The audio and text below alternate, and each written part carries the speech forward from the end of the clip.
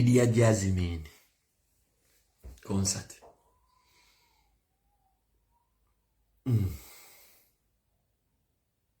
Lydia Jasimin concert.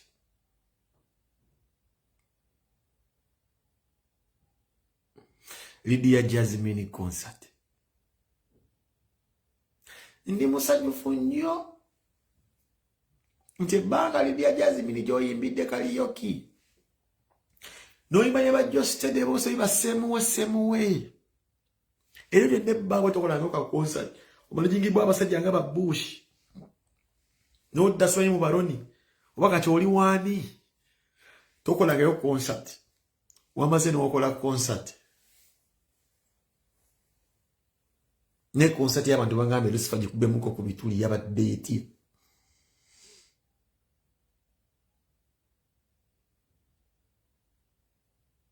yabadde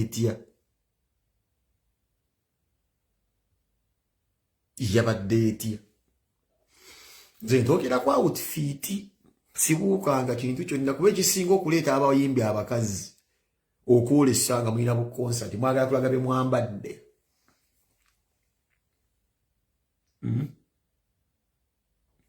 outfit kwemba ntandikira outfit zabadde ng'emu bbiri ze nalabye eti Lydia onyumye ng'okyusa bukyusi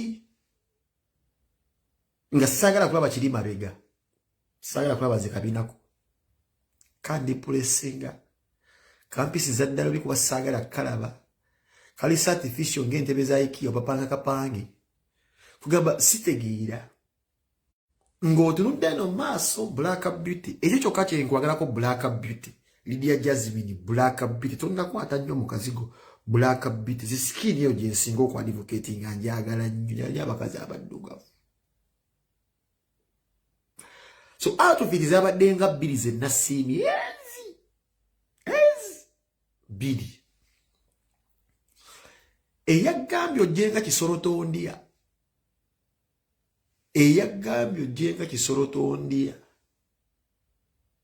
nga faaza aguddemu olumbe ku wootayeri oba ku yafeesi wazze wenna olina zikando tadobanga 18 mu matu mu busolo mu nkwawa ku mutwe bakutimbye kando 19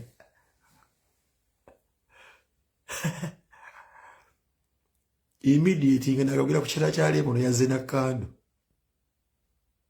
19 mu kabina mu nkwawa ku mutwe mu bunde wabadde kiri wataddewo kando Jasimin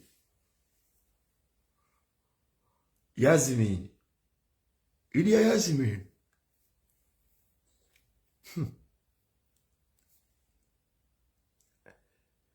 obayize badde embeera wenda nnyo okulaba kubayimbi nabakabi nnyo nga baleema bayirini namubiru bakole kusa digasagala nnyo obuwalawala buno kubajja kuwekanga mukati ndibwere jowerenda simanyi jowerenda oba manerenda buno bwakayimba buno nejjeefu n'obujjonkozi n'ogakoze rongi mbundina rozi waliwo obujiji bw'obuyimbi buno mbadde sagala kubeera nga mpuliriza most of the time sagala nnyo kubuwa naye tewebukola kusa obako kwo kyoyogera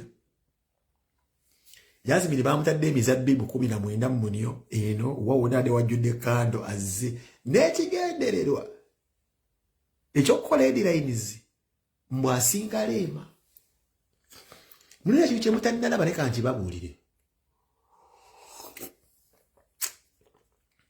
Jasimin wokiraba nokiraba munaakiraga akompitinga ne leema indirectly somehow ete musobola kitegeera Jasimin akompitinga ne leema indirectly sobola dagera n'agamba mbuno naye alimba alina akantu ke yezimbira akaliwo akashiba ne spice kanona alina kazimbe kuleema naye nga byaki bya musajja abasafiisinga ng'enkudi simumanyi naye mpulira buwulizi mwamumanyi kati leema alina akantu ke yakola ku konsati ye nono yakakoze naye ono yazise bamutadde emizabbibu mu munyo yonna nga gyakagidde bagamba ettanda ekkuba erigende babalumbe ne bayita ettanda lyanzikiza naye gino emisuba agyagisobola okukumusiza mu geyeena n'oba nga gy'olaga yonna n'obuliri osobola obbula gino gyabadde giyaka gibalina bitala bya sike kanso Gino gyabadde giyaka.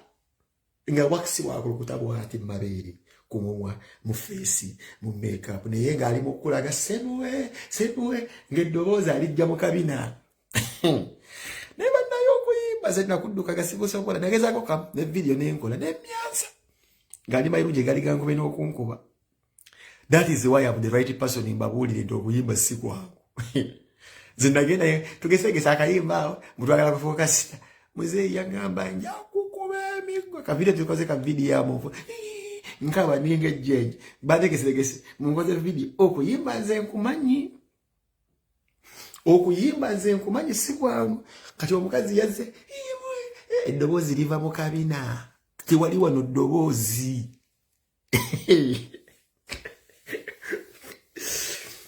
This wasn't a vocal ability, it was a body ability.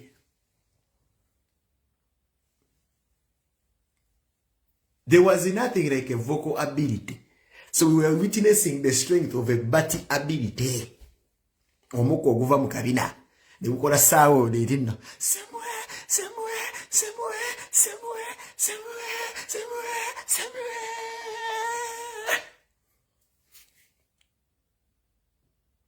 Abaganda bagamba bw'ofuuyisa obusungu weekanga opamye. Kyakoze.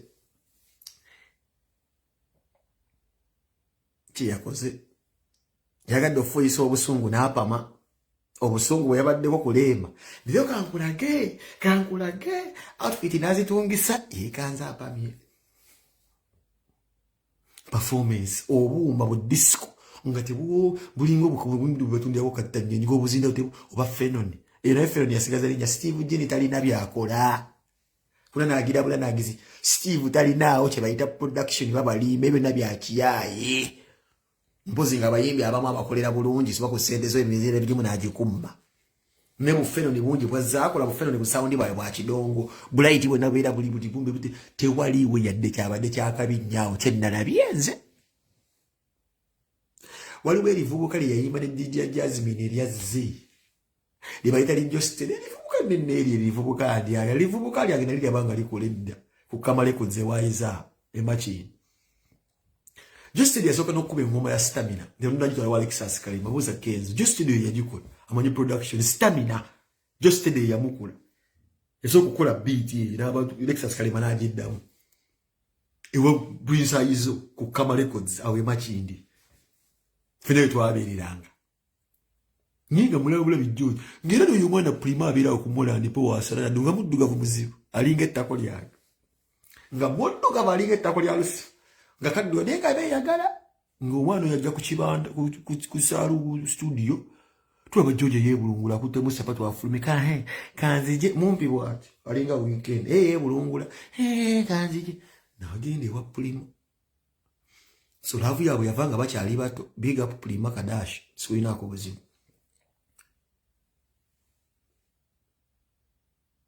Just likatona agenda mu oluyimba.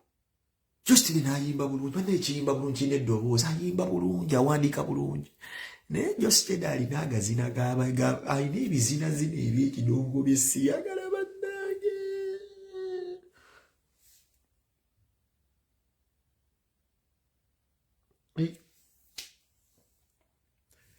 Just alina agazina gesiyagala bagaito bampere agazina omuntu omunene gulinga zine box kati nagenda simba bwaki omutwe munakuba empere ngo omuntu guli ngalinga namunungu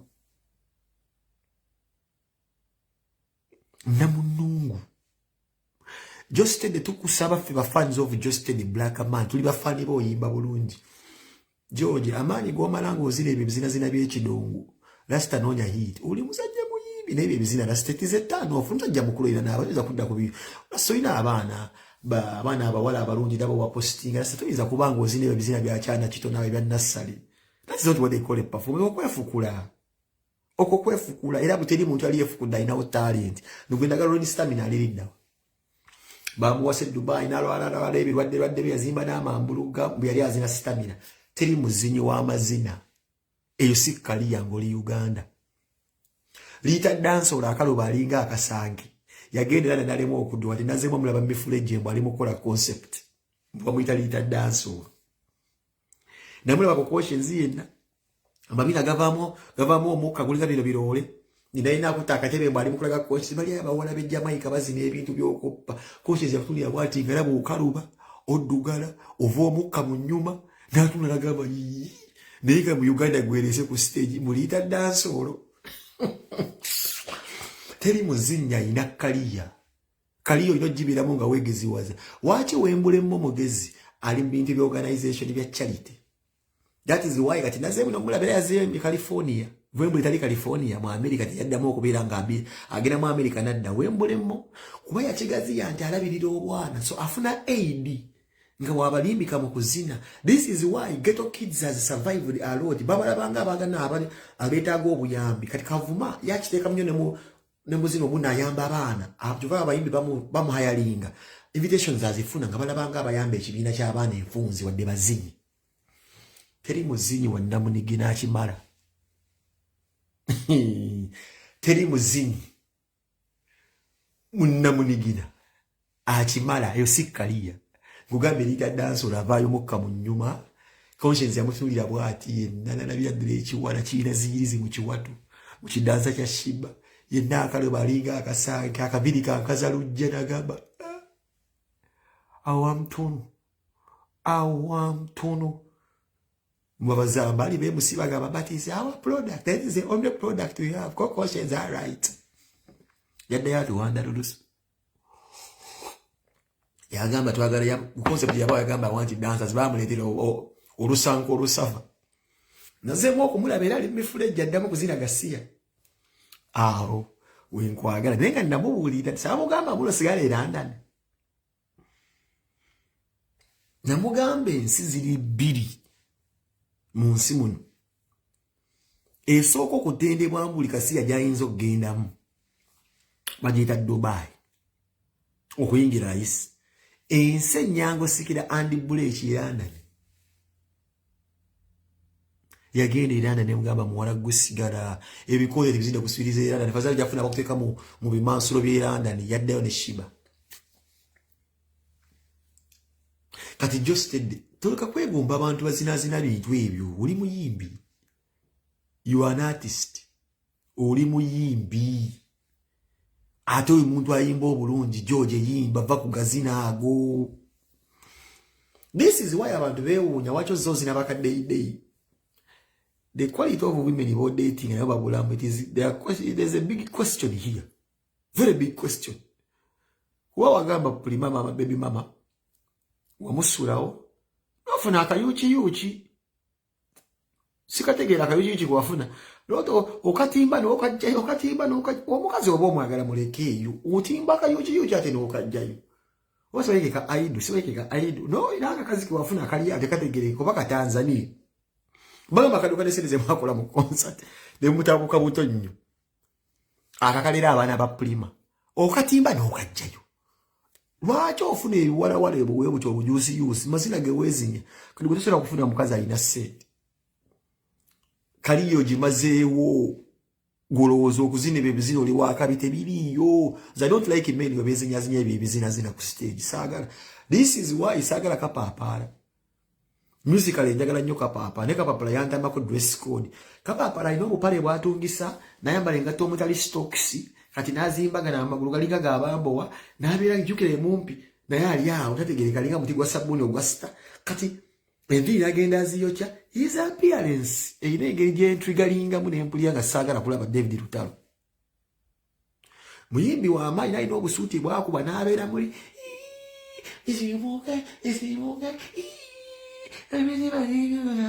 ngulaba ayimba bulungi naye nga obusuuti alina obupale bw'ayamba tassaamu stocks n'akuba obugatto obuluma kati n'owulira nti ng'ali masuulita n'akwata ebikawusiawusigala ebyo n'abinyiganyiga ku stage. David Lutalo is a very good artist naye naye embeera ze ku stage zinyiiza. Singa yeewe ekitiibwa n'amanya kati gwe twasigaza ekafeero ekompoza gwe tulina kati atambula alimu ekituufu singa ebintu ebimu abikyusa naye Lutalo yeekole akuba obupale n'akuba engatto omusajja wotuuka okusiibuka obukongovule naye ng'okuba engatto omusaimu no Versace obukongovule babulaga mu bekufa bundi bwera busiibuusi kyadde akazigo ate ng'oyimbidde bukadde na bukadde n'okuba ate engatto emasamasa eriko n'ekirefu Nugende ye masulita simanye mutukula noze ne byawo siga. Something about David Town na stage sibyaga biyezi nyazinye binagira obupale. Stop that. Lydia Jasimin concert genjali.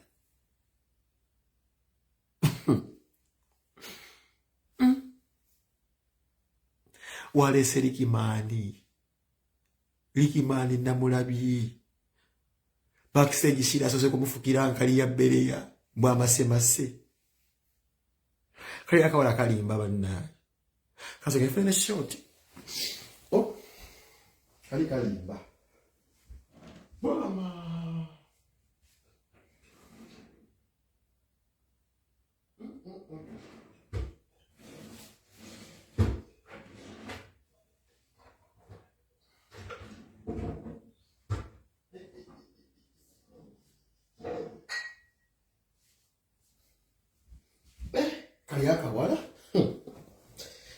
Kayaka wala kalimba bannange. So kefunemu ko katekira. Mfunemu ko katekira. Bakaita kaseri ya tekira. Kakuba. Neka whisky.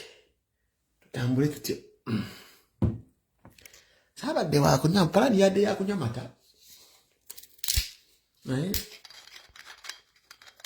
Pili yandi banga akatandika. Atenzi wiki de bafukidde enkali ya bere. Kano kamera for a night. Scoring and scoring no Mexicana.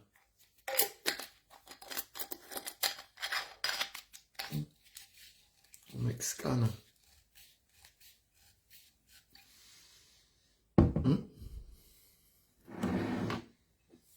Gwe. Wili enkenene forever. Jibuze masse. Oba Sweden ino yali mai bagita jitekira ku chunu nunuki. Ekuwa.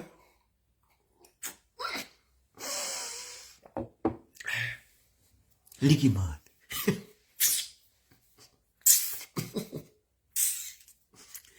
Likiman. Oyo no mwana wangu oyo tikifito bukoziza wano. Mwana wange ne tekki no mukyalo omulala ali awo. Bamuyita Swabula. Abira Gothenburg muwala mulungi nnyo. Alia asara obuviri bumpi yali mukyala wa tikke. Nakyala asinzira Gothenburg. Ffe tukuziza omwana oyo. Oyo mwana waffe ffe tusinga omwagala. Twagala beere wakabi.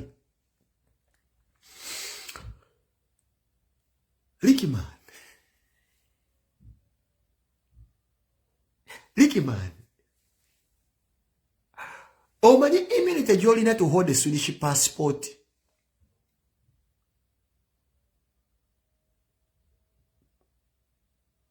Omanyi immunity gy'olina to hold a Sivaria's pass. Omanyi bwakinkera kunywa whisky. Sinti wakuba ndi mu Sweden nga gwe. Naye mmanyi immunity yange tekitegeeza. Weedonderere Kampala kuva wayimba olimba lw'ebbanga omwala oyo n'akufuna. Yes, sijja kulimba time egenda kutuuka otaddukeyo. Sira agenda kukwata akatabo mu passport yake esanguza ennyuma. Lwaki? Omusajja abadde abeera Sweden. Tulinayo aba Brazil, aba Norwegian, aba America, Abangereza. Ensi erimu obwana bw'abazungu obunyirira nga kibuza omenya. N'ogenda e Kampala n'osanga omuwala gw'osanze mu sawuli yaako n'akukyusakyusa wena wafuukira ddala Zulu. Kye batannategeera nti Shira is after fiki Gaza. Kati because mulinawo ka break up akaliwo Shira yakutadde ali ku kya fiki Gaza, your relationship eri matankani, you're running to Canada, simanyi US ogende mu bya tebannabuuka nti you're running, there's a heartbreak. You're running, yogenze mu acting. Naye ng'ebyo nagwe wabyetuusaako. Nze nakulabe nga Shira akufukidde enkali ya bereya bw'omasemase ku Lydia Jasimin ku order sebo. Kajja kufulumya apartment.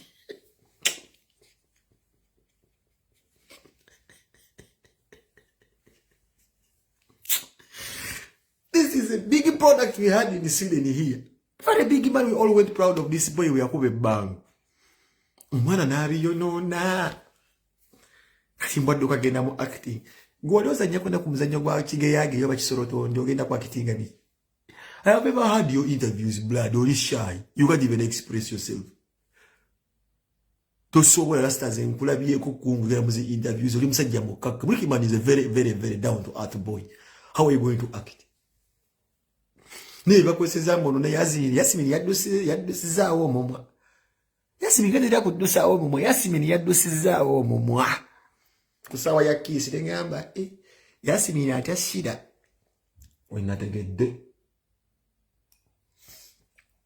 Kuba wajikoze buoti no gira buoti oluba no gamba amuli no jege no kuba since inva Sweden I'm representing Peng Edi Mezaya I'm representing Federative Fide and Maddox the Swedish Giants no gamba kanji kubenga I'm representing the four gods of Siberia no gira buoti oluba ngoyaga no jikuwa ugabe bashi akude mti bashi gudu no jeda buoti ngo yimbo rapinga nakula Lydia nafuna mwebire ebyentisa. Yabadde agenda Mamedo gire sivinga bwati. Kuko nongo wa federation akola bwati. Gamba boss man. The boss man yakoze bukoze bwati. Kitegeeza mpozi Victoria Security anda yatugenda kufuna. Abakazi bali so impulsive nnyo nti omukazi apikinga information mu ddakiika ntono nnyo namanya ngenda kwekanga wanasigina kikola bosanga omugezi reflex ya Jasimin je yafunye ngolese kisi ya the four gods yesu eno je mubandike ko weba ngale dimeza ino mutadde kwa biwe wadoge na jikubira edimeza ya boss ya daga mi kankubira kisi nkoyo corona bina bossman yakoze bwati na kulaba federation no kolaboti somewhere. No jawoloba. They wanna baby. Yo musajja yakutte kye bayite enkali ya mbere ya yunene musaze mu matako entumwe zonna zimasamasa mbagala kubeera tule songs wewe. You can never be tule songs. Sebo serenedinge abayimbi wefudde asha. Tumanyidwa. Tumanyidwa.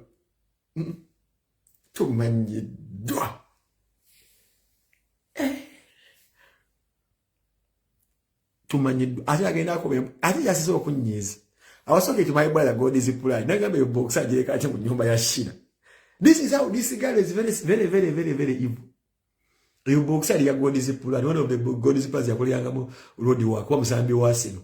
Yazireka ye. So Shina sitegera kikigenda mase makazi be Uganda. Boyigire obulambo omukazi nga abale ne boyfriend ayagala yambale engoye za X. Na kirabanga kumuzaata. Omugenzi muzaata ono omusajja amagula amaasa akuba emigondi jeje emisiri ali ye ekisiraamu agikuba asirafu akiramu. Abaye akiramu. Naye akuba nyengo za muzaata. Odiza nango omwana liki. Ogenze mu acting. After seeing this girl is after now fake girls. That girl no one who can marry her to innocent. First of all, she needs the father's approval. Mwena muliba passenger. Baba yamba buyambi. There are some girls who are afraid to be alone. Amongst of them is Shira Gashumba. Zari. They also want to cover boka because baja body man nga if you're not beautiful, or you in the limelight, or you are being go let me do musajja. Si asobola kubeerira ngo talina musajja yeetaga mu mweka deidei naye kindaza Shira ayagala nnyo abantu ab'enkwagulo bw'olaba fake gaze bwatula mugula amanyi wezo gamba ali empumumpu abo Shira bayagala kati gutayinza kwagala kuba masita gwoli exposed kati gwatse kankobozi oza Shira sibo Shira obise musiru Shira akimanyi oli mu Sweden olina akatabo ke Sweden ndio lutawo ne lutandika nga mbadde mwezi n'omubuka ko bubusi lodda ku nnyonyi etambula n'okuleka ibamukubbe essasi mu kabya ne mutuula paka eri muvani mwe gye yava nkuddiremu Shira akimanyi essaawa yonna nti waggulawo olutalo NUP versus Museveni Kampala ne yakandi kati Uganda is blood gudduka ku embassy ya Sweden nibakufunira ennyonyi n'obivayo mu bitiibwa yo omuleka mulungi bwamwe bwe musula musimanye nnaalya ne bamukuba essasi ne mutwala paka Kigali oba mu nteza jjajjaawe Shira yeetaagayo omuntu yameketa emitayimbwa n'emisumaali nga wa ghetto ng'akimanyi bafaaba yefiiki Gaza Shira zira for life yali bulanga mulo ni yangamulo Shira waingia yangamulo was already a bad man sidamenti baba yangamulo goteka mu remote era vala yangamulo yakubate bakusobola Shira najja ne bezinazina mukao ke bezinyezinyemu nakwati yangamulo mwana aweza na mugezi nnyo n'akabuuka yangamulo akubire simaga manzige jetu ebine yakawuja mbukamwe DKSFC FKFC yangamulo ngakabuza nazikoze wanze wokumwala na masuba nina mulondo gokagwe gonde mu nsawo they had to separate they could not relate kati gojja mu ekine ekye Sweden okapi pate kazara gwacho obuza rasta nokuzali kali baleka kuzalira dda naye ndeka nazalira gwe goso kazina ali ebulaya face off ya soko kazina ali South Africa kagezi kawanyo ulinga face off kusimu ya obuwanga musawo muganda mubandiki kaga badafuga hama naye bano batuga abantu Sudi sidemu mazali kamala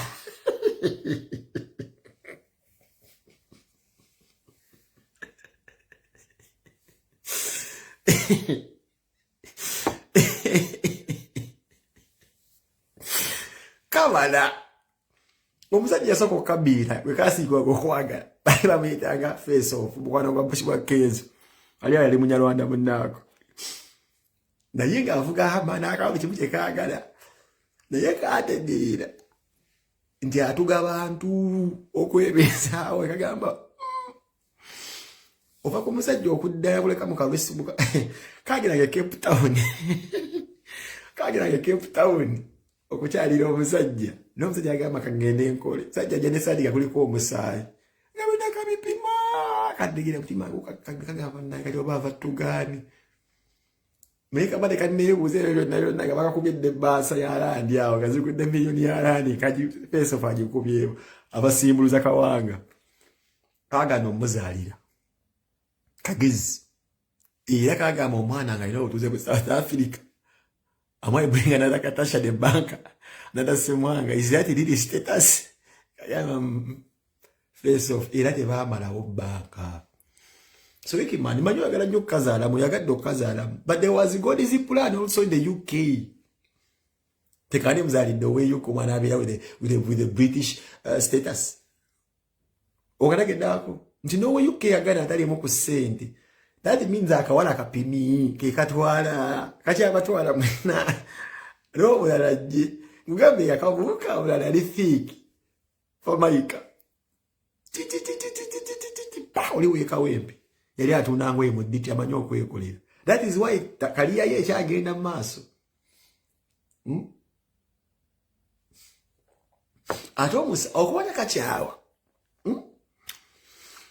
kachawa guluneda kati guluneda akyakaagala ebere mulaba guluneda yogeza mushira nantwala ku date guluneda zisiri nirabu zishira ne guluneda bamuchawa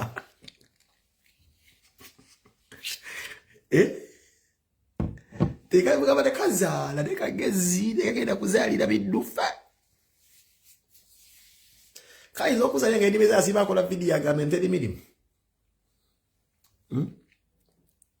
ne mu America kagenda ku BET ngeyo nakiteka bakidi fiba bakidi Fox be bani bano wezikidi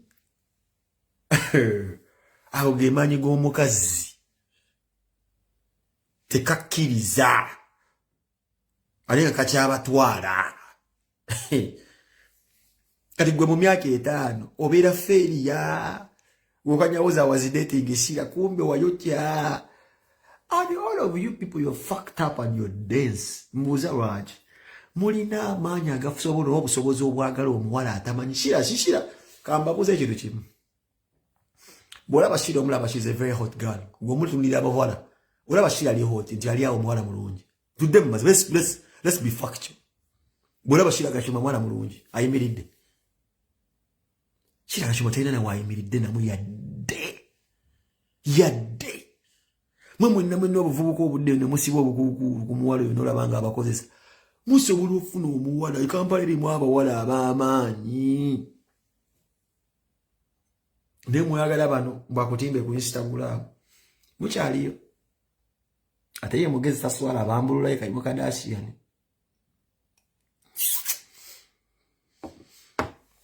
oli ye Kim Kardashian abakyusanga wayagala wazee no masa musiro gwa Bereya ali ku Lydia Jasimin ambadde mameidi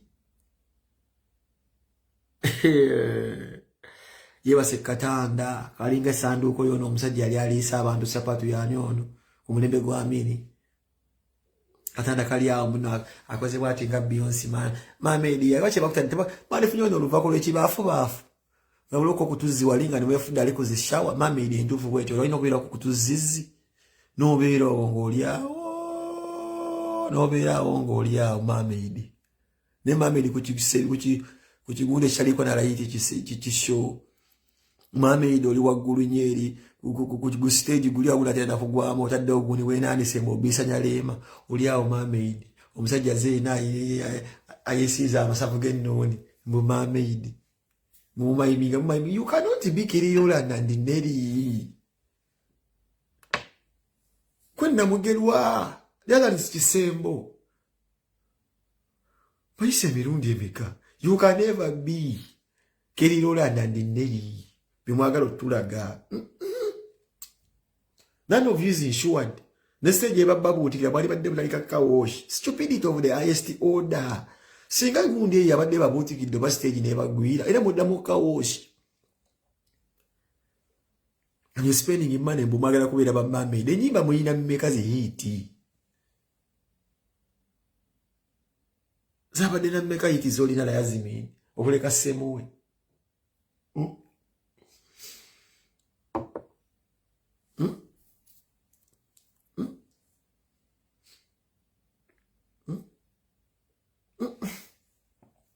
Mameidi na mnagani very fucked up shoga sia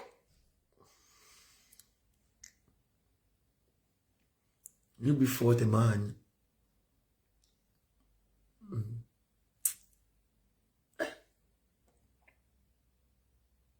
I love Fefebus mwagala Fefebus just ina performance mutono nnyo aina really set ina performance I know how to gravity when you credit space stage chiji ugumya chiti yonna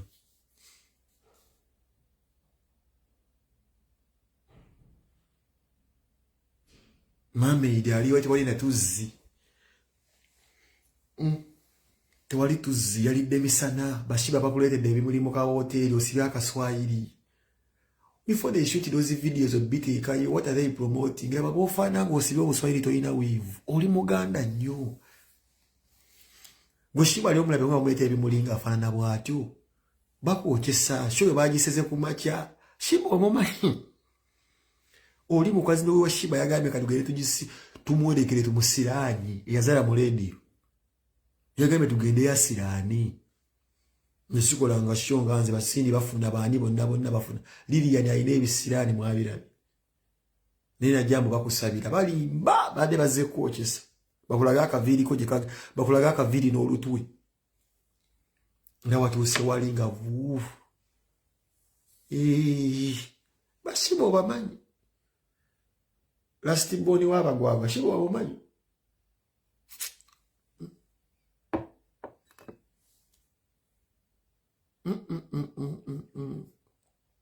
kati byakuba nayo before te yazenga mama akadongo kekuba kaji masunni abaze bakuloninge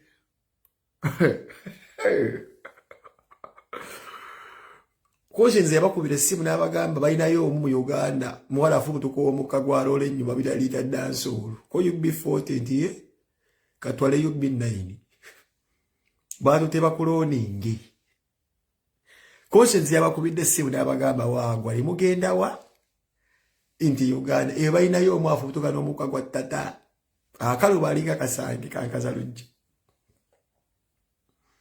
Koyo before tamwe musigale abatuufu katukuloni ngebe tukuloni Uganda yonna kati bagenda Uganda mutanizo gitunda mjifananye ekibi kati abali batanizo okubeera nga besipesinga lweri wanga bakuloni bokabe bakuba akavoko ng'abatuufu bali eriranda ni bali mu bapima Bannayuganda mujjeyo obusimu babbimbwa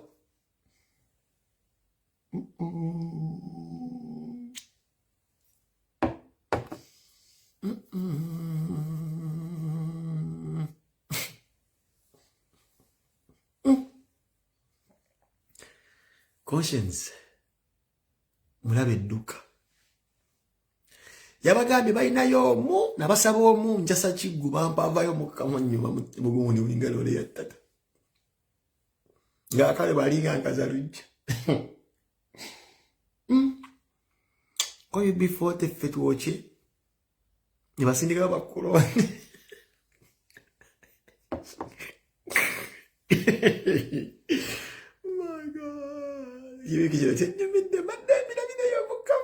Mutaginge Bobby Wine sokera ku Bobby Wine mutaginge Bobby Wine gwentandikirako n'Empuuga mutaginge Bobby Wine gwentandikirako n'Empuuga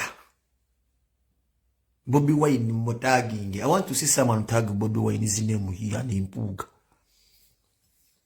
nasasudwa kukolera abantu mutaginge Bobby Wine mutaginge Bobby Wine n'Empuuga baba ina Facebook account njagala bino kubyogera munyigo ba munyiga ne mutaginge Bobby Wine n'Empuuga bajje wano babi taxi promotion mumpita gingire Bobby Wine erinnya li ku Facebook n'Empuuga obo omuntu ayite wa NUP yenna boba mukwano gwa Mpuuga tag those people here nagenze nenkere ebiseera ebiyise oba ebiro ebiyise nensanga Bobby Wine nga awandise bankaluwa bweti nga mpanvu bweti nga agobye Mpuuga nga kigambibwa nti Mpuuga yatwala enguzi ebadala yafuzi usenyusa bagambye Mpuuga kwata ndawe yaye ekitogi ove mu NUP ne sanduuke ofulume ogendedde Masaka Bobby Wine yagambye Mpuuga kujawo andawe yazeza police takachi zonna zinga mu obuziina fuluma wasi ya face va mu NUP ndasubi yakoze bwatyo ngagoba Mpuuga yani be basajja bakungwe kanoni abamanye ebyobufuzi nga basinga ne Bobby Wine ebyobufuzi nkodira mu Mpuuga yani Mpuuga be basajja abaganda abatangiddwawo mu nsi muno nga bamanyi kye bayita politics nga bakuuka mu byobufuzi babisookamu ne Bobby Wine eyamugobye ngenda kutwala omukisa guno gamba Bobby Wine ekintu kimu Lasta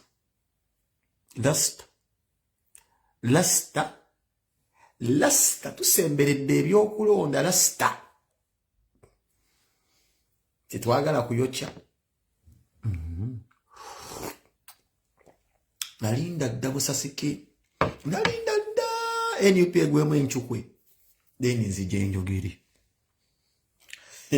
ate baali bakyabeewuunyisa gaze lusifa wenyimirire na kasete kenyalimu wekajja nga nkataapinga aka opposition wekajja nga nkataapinga mpaka emuneetereza ntandise bwento lwaki bantu bagamba ekibiina kya Bobby Wine kya family lwaki abantu bagamba Bobby Wine political party ya family are they lying or not? tebalimba but nziramu tebalimba but NUP as a political party Kyagulanyi but Sentamu as a person individually. That was a dream. Yatandikibwa omuyimbi ayitibwa Bobi Wine. So oliwa ngamba nti NUP kibiina kya family. Omuntu oyo mukkiriza lwaki kyatandika na family. Bw'owulira Bobi Wine nga akugamba nti Nubianiri yamugamba nti blood weesimbewo ng'ayingira obw'NUP. Kitegeeza ebintu byatandika mu family and friends. This was a big dream that he imagined into a political party. Peng leero weetandika ebintu bali ku Facebook nembako bensomesa nembayigiriza netandika political party bitandika na malukomu tugenda mpola mama w'abaana bwendaba nti nno nja kufuna mwaka senti mama abaana simuleka mwababuuza nti babi waaki aliko nga siginitoli ngenda kuddira mu mpola if wanudde Peng nzuukuka nenkolawo ekintu mama w'abaana simuleka. Mama w'abaana simuleka. So I really understand waki abantu basanga obuzibu Fred Nyanzi ne babi okubeera nga mu pati bagirinamu emikono. Kuba ekintu kyatandika ne baawe oba muganda wa Nyanzi Bobi Wine ng'ebyokusaaga. Se ekibiina kirina okubeeramu empagi za family zibeere nga zimakinga sure nti Kalegase kabeeramu afazaali. Gwe bw'otandika ekintu ekizimbulukuka nga tokisuubira family yo oyinza ogireka. Era fazali oteekayo kwomo oba Nyanzi abeere kalabaalaba for the interest of the family. Ntandise mwenti NUP, the genesis of NUP yagyetya mwenna mwagiraba byali byakusaagirira otumanyi byasigala bya mayirungi until when this man came with a wave n'akyankalanya buli kiisa yenna yali yeeyita munnabyabufuzi kutaka omwalimu Mpuuga abali bakonaakona dda nga bikono bya DP babiziraazira dda tebirina kiddako bino bya Jasimin nga dda mu bantu kweronda badde babalonde. This is what happened. Bobi Wine group eyagalwa abantu kye bayita abavubuka kyakabi. Bobi Wine wayagalwa abavubuka nayagalwa nnyo abavubuka abantu balowoozanga bya mwenge bya Tamiiro byanjaga until when they saw 70% of abavubuka they are emerging and crossing to this NUP, subscribing to NUP as a political party.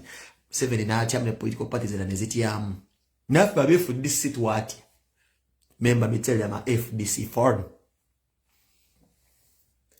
kino kyaleetera political parties endala zonna ezitayina kiddako DP kyekibiina kye political party gyemumanyi ng'egala just bwa eros they are just diplomats baagala kafuna omuwe bw'omuluka abutwala tebafaayo kukyusa mu kulembeze bo ba DP twabamanyira balina kubeera batyo baagala just mu position mutono yeyo DP. Kati abasajjasajja abo Mpuuga be mujja muli abannambooze baali baakonadda nga banoonya kiddako. Olaba abantu bonna abali baakona bonna basegona baani ababeetera sibayi ku gundi ne basala bagenze mu NUP nti abantu baali babazira nga banoonya kadda kiddako naye baalaba ka NUP nga kazimbulukuse kalina omanyi politics is about numbers. Bobi Wine had the numbers tebaali na number. So they had to cross to Bobi Wine. Kino Bobi Wine ate yakirabanga ekyakabye nnyo lwaki omanyi otandika ekintu kyo nga kirimu bayaayi kuba ekintu kya Bobi Wine kyali kyabavubuka the likes of Senyonyi the Mufumbirozi the Simanyimbo Simanyi Luwongo ya bonna baali bavubuka ba edimuto kyali kirika kyabathaaga nga kyakusaagirira laba obuzibu bwajja ate abasinga ebyobufuzi bwe bakyeyegwa bwe baagala bakyeyungeko. Abantu abayiwa ku Bobi Wine be bantu abagamba nga muno alina gyagenda kutuulira bibuuzo. Even when NUP yete nafuka NUP nga bya people power nga tebannafuna kibiina mu kyomoyo Bobi Wine kyayinza kwewandiisizaamu they never took Bobi Wine serious. But they saw this organization ng'egyetegeseemu ebintu nga birambulukufu balina chance emu just kukyuka kujja mu bubiina bw'omusajja kujjawo kakandi kambuleera abalala beesimbe badde mu parliament. Bobi Wine no si musiru yategeera nti abasajja bano bazze kujja kubeera nga basikamu amaanyi kubanze ngalina naye yategeera tebamwagala ku mutima yalina okumakinga sure ateekawo ebintu byonna ebibasikiriza okubalaga nti nno mutegeevu nnyo era ebyobufuzi ali wiringa otambula nabo ng'abawa ku bufoofufu nkuwadde ekya commissioner simanyi NUP simanyi leader of opposition n'abwambika omu ku musajja aludde mu byobufuzi Mpuuga n'abimuwa musajja muganda nnyo wa busuuti abaddippidippi abantu b'obufuzifuzi abambuuga bannambuzi baagala nnyo ebitiibwa n'akimwambika nti gwe leader of opposition yalina nakiwa ssennyonyi naye bandibadde boogera nnyo nti abavubuka bano beeyagaliza n'asooka mu makkaadi esooka n'akiwambika bano abaakamweyongako kikyentegeeza Bobi Wine yafunamu nga bano bazze ne bamwegattako kuba byekyo ekiseera abo kye baategeera nti nno NUP eri serious olaba Nambooza agyegasseeko olaba Mpuuga beegasseeko Basego n'abasajja abadde mu politics ebbanga beegasse ku kibiina kibale tuyita ekyabayaaye Bobi Wine yafunamu yasinga okufunamu wadde nabo baafuna nti badda mu bantu bamaking sure nti abavubuka babakkiririzaamu olw'okwa Bobi Wine lyatambuza kye bayita ennanga ne baddamu ne balondebwa mu paaliyamenti tugenda wa tugenda kukinyusa ekiriwo leero politics n'atambula bulungi era bw'atyo bazzaatambula naye nga mbabuuliranga buli omu alina interest za njawulo bano abasajja abakadde bajja beegatta ku bavubuka si nti gye baagala okubeera ideolo zaali zaawukana naye nga beegasse ku bavubuka nokuba kino kyekiriwo it is the wave naye nga tebakkiriziganya na Bobi Wine ekisooka teri munnabyabufuzi akkiriza mu Bobi Wine kwaba baasookawo lwaki baasoma okusinga Bobi Wine bamanyi ebyobufuzi okusinga Bobi Wine babadde baze ebbanga boogerezeganya n'abalonzi okusinga Bobi Wine wazzaakikola they know how to communicate bamanyi politics wanjawulo nnyo ate baasoma bamalina zi PhD Bobi Wine waka MDD nkuddiramu waka MDD waka MDD tewali munnabyabufuzi ayinza kukkiriza muyaayi wa MDD musinga tutumu kubeera bossi we kubeera muganzi kubeera presidential material this is why musanga ozibu n'abasajja nga ba Elias bayi Muhammad Nsereko kuba bo bamanyi baasoma nnyo kati balaba omusajja njagala kubeera president history we mukubi wano history we yali aguwalampa omuggo history we ali awo just ebintu bita akatabutabo buba butabuto bwenkanankana mubeeramu kiri okunyooma n'okuzoleya Bobi Wine wakimanyi bw'atambuza political party na magezi magatte wamagezi just ga ku street siga kusoma njagattemu nti gattako bbiri nti zezo ssatu tuyinza mugamba nti nnya mugattako bbiri agamba ssatu bw'omugamba nti nnya ng'agamba gwe nkugobye kuba ye ati azimba ebintu bye nga just azimba asinziira ku kituufu n'amazima Bobi Wine tamanyi politics but he knows what's right and what's wrong nguddiremu Bobi tamanyi politics vale nebyo bambuuzanga bi physical policy but you simply this is a man who simply knows what is right and what is wrong omuntu abanga amanya ekituufu n'ekikyamu oyo omuntu olwedda abeera qualified okubeera mu byobufuzi o leadership lwaki asobola omanya nti amalwaliro tegaliimu ddagala then najja nagamba ekisaanidde okubanga kikolwa tuteeke amaddagala mu ddwaliro twongeze abasawo omusaala lwaki omusawo ataasa obulamu afuna sente ntono nnyo ate kusinga omusirikale atwala obulamu oba akwate emmundu so he knows what is right and what is wrong that makes him a leader tugende mu maaso naye nkujjukiza nga ntandiseka video kaye kano nga wenvudde tebamwagala tebamwagala kiringa Lusifa nange wembeeramu n'amagezi amazaalezaalemu nga manye ekituufu n'ekikyamu I can claim any leadership nze zeetaaga okukolwa ku luzzi ku kyalo tulina okugogola emyala I can contest kubeera chairman Bobi Wine yakola so si yagenda mwakimanyi wabula ali ku tadooba y'okubeera nga alemedde ku kituufu nti mmanyi kino kituufu kino kikyamu kati bannabyabufuzi abaluddewo lwaki abakyaleereze bazze balaba ekikyamu nga basirika lwaki basirika so si nti bamanyi kino kikyamu ebisanja byabwe byonna mu paaliyamenti bibaddewo nga bafunamu kyoja mu miro Mpuuga mulowooza yakafuna sente miliyoni 5 zezibayombe abadde ajjayo balina okunywayo Mpuuga zze bajjayo bayinka baliwo akakundi k'abantu nga bazze bajjayo sente they want to be just members of parliament kuba ogwo mulimu tebukyali buweereza ku ogwo mulimu is no longer service delivery. Ogwo mulimu bagwekwata balina kubeeraawo awo Museveni oba kwali bataliko tebagala kumanya ogwo mulimu. Mujugenda bagamba nti mutenga nnyo ekitiibwa kyebanaanika omuntu nti awakanya gavumenti nemuwa n'amukuuma. Mwemuwoza constitution ekiragira constitution amendment bebiki tya nnyo omuntu agamba nti yakulira oludda oluwakanya nga bawakanya be bamuwa omusaala be bamuwa n'abakuumi abamukuuma ne patrol ezimutambulira nga leader of opposition we Uganda. Museveni has to sign his paycheck yabamukuuma allowances amavuta gavuga kadenge zimutambulira. There are certain things that are transparent ete mwagala kukkiriza. Politics we Uganda atambulira mu girasi joyiza okupima n'ogamba mukatonda mugulu wano wakyamu nga mmwe mulaba ne babafuula bafara nekyolaba kukuuza waliwo pulani B naye nga amazima mugalaba mwe politics abanyiiza temwagala dissecting bintu bino mugambe naye owakanya otya gavumenti nga guwakanya yakuwa obuyambi obukuumi abasigala bakuuma yabasasula bamanyi kugamba waliwo ebintu ebimu nga wobigattirira vaba politics yasooka limuvaako nenzira mu byemmana ebyemmana byemutegeera nti ebyemmana byo mbitegeera nti nabukalu abalina bukalu omusava bamusava kyo kyemutegeera ebimu byo bibanyiiriza ddala niwe nkitalimu oti mujja kugamba nedda kuba temwagala kuwulira kati wuliriza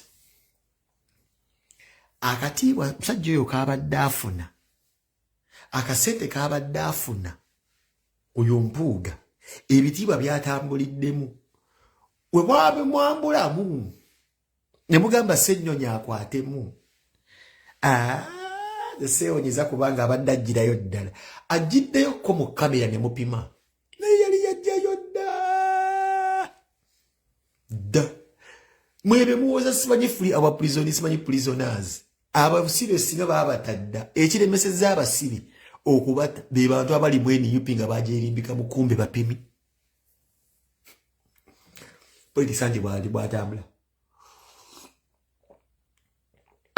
yupi ejjudde nkaaga ku buli 10 bonna bapimisi baayo bajja pima Bobi Wine ati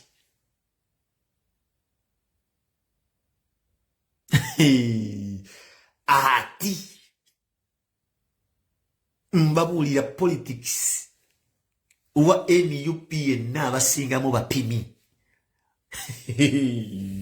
bakyapimira ddala Bobi Wine bati mwe mutandika ebintu byammwe ebyo mu Africa tewannabeerayo muntu akusasula kumuwakanya era atuuka ekiseera nakukubira essimu kati bwamukute lubona nga atwala milioni 5 mulowooza akatwala mmeka abadde akatwala mmeka ku lubanga lyabadde nga akyala leader of opposition abadde atya obubumbi na bubumbi mwaliwawo okubuuka yali yajjayo dda ate nga bangi bakyajjayo lwaki kuba oyo omusajja bw'alaba Bobi Wine tamulaba mu future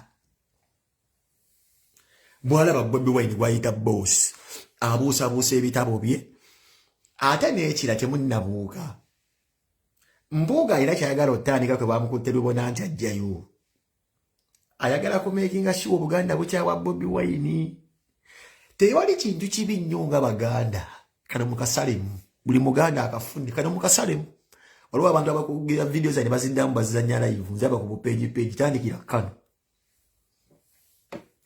Abaganda tuli bambwa njo mulimu nakabondo kenda bakali mu kugamba nti Mpuuga akoledde Obuganda Mpuuga this Obuganda ikabaka ennono ebika amasiza amasaza obuvu kalicha ani abikulira ngo tusinza fenna ye bene Ssaabasajja wekiri omusajja alwadde obulamu we bonna ta myaka agibadde ng'esatu kabaka nga ali bubi the kabaka of Buganda has had the worst time emyaka esatu egiyise tafunye mirembe ku internet nembize tamanyi kusenya manye zene jolonga kabaka buli mbwa mbizi ekoze video ng'evuma kabaka evuma Katikkiro tubanga kabaka yabadde omulwadde abo bonna babusuuti ba Mpuuga babadde bati babiraba nga basirise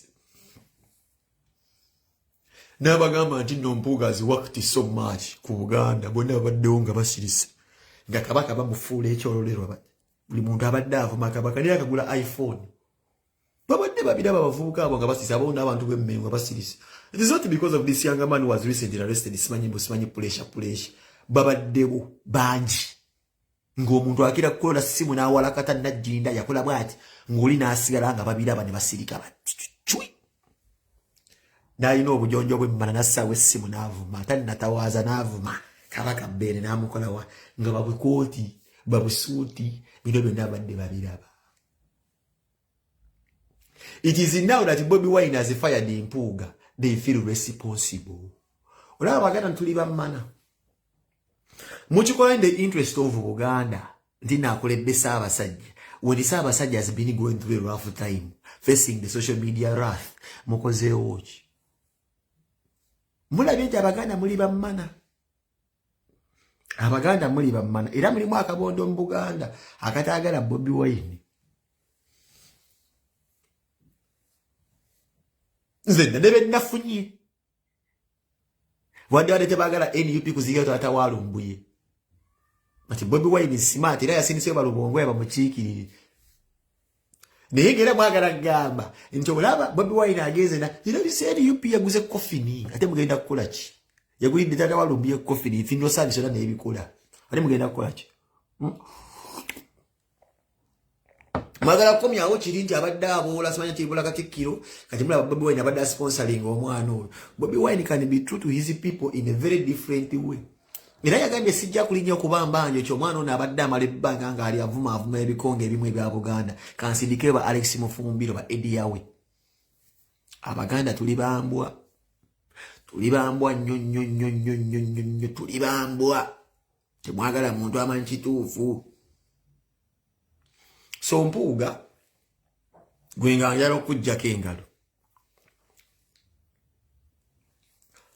toyi wakitalonga olowooza mu busuuti bwe obwoyamba n'obeeranga empeke ya panado oba kapiso toli wakabisse musigwa asoose okusobola otomanyiira bwebanga NUP azinziba ku misinzo egigamba nti balwanisa enguzi nga walidde enguzi taata mbadde ensabo yabuke otambuloge Bobi Wine yakoze statement emagamba ejjawo empale ze ezakaki kwatamu emiziinagyo amasocks oyitemu statement was a point kiriye don't go to CBS lamenting so yogera kiri you've been fired because Bobi Wine tugenda kumubuusabuusa his integrity nga tubesingira ku ngeri handlinze mu kesi yo bwakukiriza n'akuwa second chance utegeeza kulembeza omukyamu because if sim agwanga agundike Bobi Wine as NUP Bobi kantu okakundi akasymbolize nti balwanisa obuli bwenkwe obukenuzi enguzi ate n'akukiriza nga bakutte lubona n'akuzza mu office Bobi Wine ekyo kikufuula double standard omubi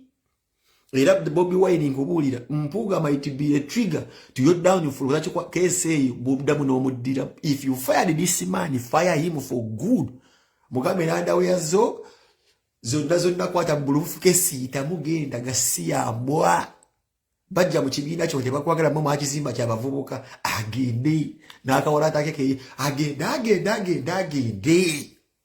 kuba we omusajja we omusonyiwa bagenda kukubamu ebituli you stand for you what you standing ku byogerera byokkiririzaamu abavubuka bamanyi okkiriza mu mazima kitukumanyi ffe tumanyi tewate tumanyi ebyokusomera tetubimanyi tumanyi nyo byakusoma byo ebintu bibadde byakubuuka myala genda kukuba ndongo ffe tumanyi kyostandinga ku mazima are you willing okuyimirira ku mazima notaba kukibakutisa tisati Mpuuga agenda balabisa Mpuuga agenda bayocha never mess with a man ayina kye bayita funny base y'omuvubuka nga amukiriza a man who came from nowhere ye Bobi Wine kino nkikubula it is you tuddanga muno okuddamu okuwuliriza omuntu akuyisaamu amaaso akumanyira nti okuba Mpuuga yakusooka mu byobufuzi nti gwe ssebo okusalawo kulina okubeera nga ssebo kulyawo kwaliwo ggwe olw'okuba nti Mpuuga abasajja Buganda goba njagala Mpuuga jeyo bu video bwe yali akoze nga agamba ku bavubuka avuma kabaka ku banga lyabadde mu office mbu akolera mmere.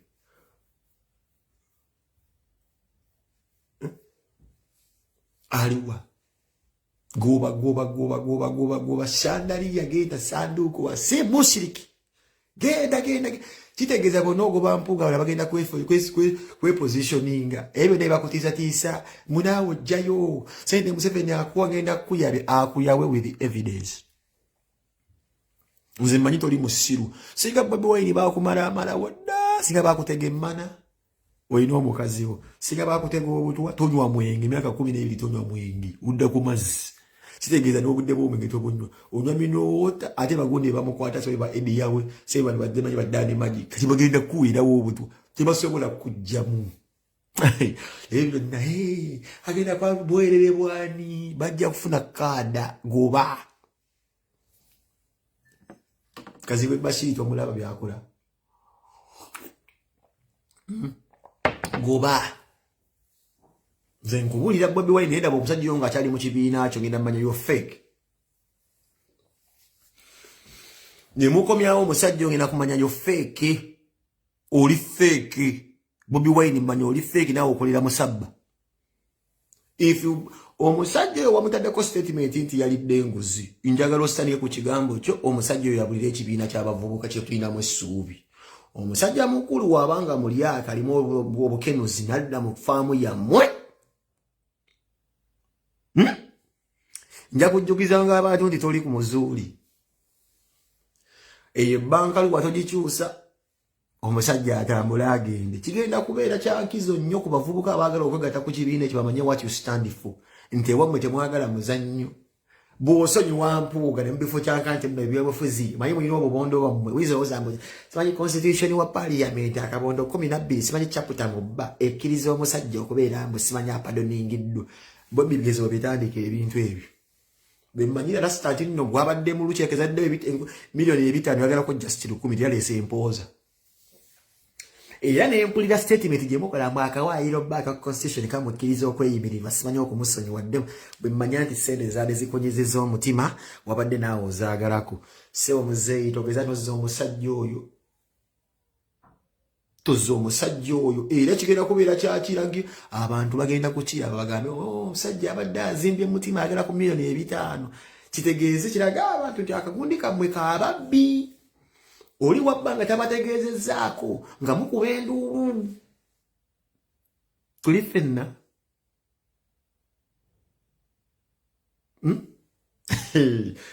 abantu bagenda kugamba akakundi kammwe kaababbi nti era ekyagobeseza omusajja yaganye okulipootinga ekimu eky'ekkumi uze yabadde abbi so ssebo yimirira ku mazima go tuli basanyufu nnyo okulaba nga omulimu ogutandise nnyo nti ne mu nnyumba omumu bw'olaba nti mulimu omuntu omukyamu omugambira oyita mu regardless reputation yeyimiridde ekya mu byobufuzi we are happy we are grateful initiative zatandise okutwala okulaga nti no be good leader otandikidde mu bantu tokyusa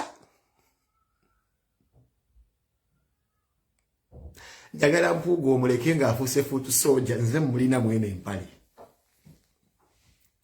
azifonnaawo munkwasa ali mwene empale era nagitumye Mpuuga ye omuleke abeere mu kino ekiwale bw'ŋŋamba omutanja kumuta teweesembereza abasajja abo